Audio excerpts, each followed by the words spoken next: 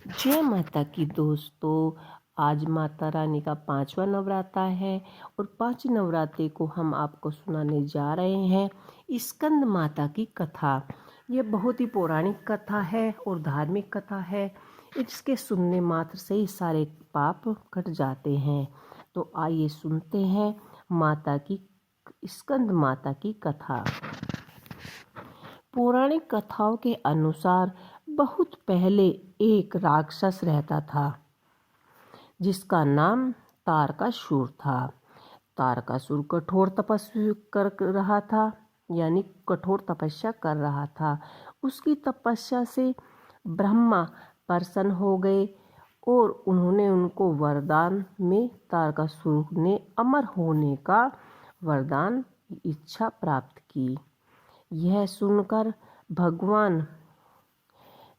भगवान भद्र ने उनसे को बताया कि इस धरती पर कोई अमर नहीं हो सकता। तारकासुर निराश हो गया, जिसके बाद उसने युद्ध वरदान मांगा कि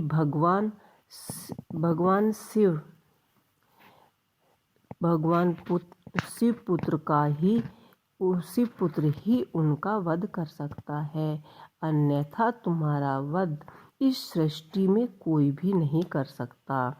तारकासुर ने यह धारणा बना रखी थी कि भगवान शिव कभी विवाह नहीं करेंगे और ना ही उनका पुत्र होगा। तारकासुर यह वरदान प्राप्त करने के बाद लोगों पर अत्याचार करने लगा।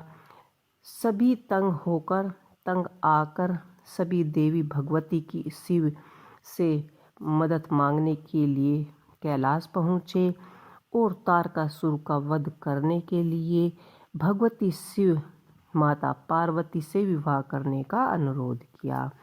विवाह करने के बाद शिव पार्वती का पुत्र कार्तिकेय पैदा हुआ। जब कार्तिकेय बड़ा हुआ तब उसने बहुत विशाल तारकासुर का वध किया।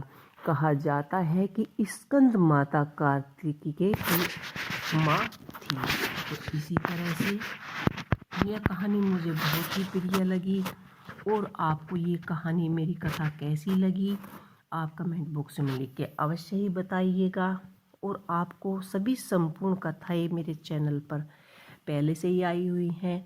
आप अगर लगातार ये सारी कथा सुनना चाहते हैं तो मेरे चैनल पर सुन सकते हैं, पिंकी सहरावत पर। इसी के साथ जय माता की।